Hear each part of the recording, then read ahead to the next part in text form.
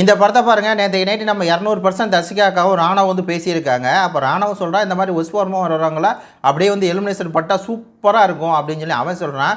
உடனே வந்து பார்த்தீங்கன்னா இந்த 200% தர்ஷிகாக்கா சொல்லுது, அது எப்படின்னு எனக்கு தெரில, ஒஸ்வர்மா வர்றவங்களையெல்லாம் ஃபஸ்ட்டாக வந்து சேவ் பண்ணுறாங்க. நம்ம வந்து கத்தி முனையில் வச்சு நம்மளை வந்து சேவ் பண்ணுறாங்க. நம்ம தான் வந்து அறுத்து தள்ளணும், நம்ம தான் அப்படியே வந்து கிழிச்சோம், நம்மளை வந்து ஃபஸ்ட்டு சேவ் பண்ணலையே. ஆனால் ஒஸ்வர்மா இருந்தக்கூடிய ஜாக்லினே சௌந்தர்யா வந்து சேவ் பண்ணுறாங்களே, ஐயோ ஐயோ ஐயோ அப்படின்னு சொல்லி பார்த்தீங்கன்னா 2 பேரும் பேசிகிட்டு இருக்குங்க பைத்தியம் மாதிரி.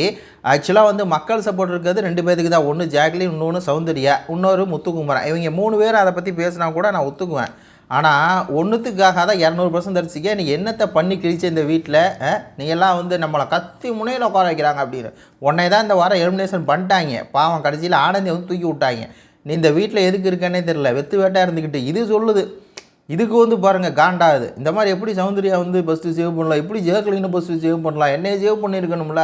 நான் தானே 200% போட்டேன். ஆமாம், விஷால் பின்னாடி கடலை போட்டேன். அதான் முத்துக்குன்னு சொல்லியிருப்பான், இந்த வீட்டில் நீ ஒன்றும் பண்ணாமல் கடலை தான் போட்டிருக்கிற, வர்ற கடலை போடுற, வர்ற கடலை போடுற அப்படின்னு சொல்லி கையை பிடிச்சிட்டு அவனோட கட்டி பிடிச்சி பேசிக்கிட்டு இருக்கு. கேம் விளாடாமல் ஒரு இலவு பண்ணாமல் போய் அவனோட இது பண்ணிக்கிட்டு அவன் கேட்குறான், நீ ஏன் வந்து எப்போயுமே இப்படி கட்டி பிடிக்க மாட்டேன், அவன் இப்படி கட்டி பிடிக்கிறேன் அப்படின்னு. பைத்தியக்காரி மாதிரி இந்த வீட்டில் வந்துட்டு ஒன்றும் செய்யாமல் ஒரு இதை பண்ணிட்டு நீ சொல்கிற எதுக்கு உங்களப்பா ஃபஸ்ட்டு பர்ஃபார்மன்ஸ் வாங்கினவங்கள ஃபஸ்ட்டு சேவ் பண்ணலாம் அப்படின்னு சொல்லி ஃபஸ்ட்டு பர்ஃபார்மன்ஸ் சொல்லி நீங்கள் கொடுக்குறது சரியா. ஆனால் அந்த வீட்டில் சவுண்டு பண்ணுறது இங்கே வெளியே வந்து முள் கண்டென்ட்டாக போயிட்டுருக்குது.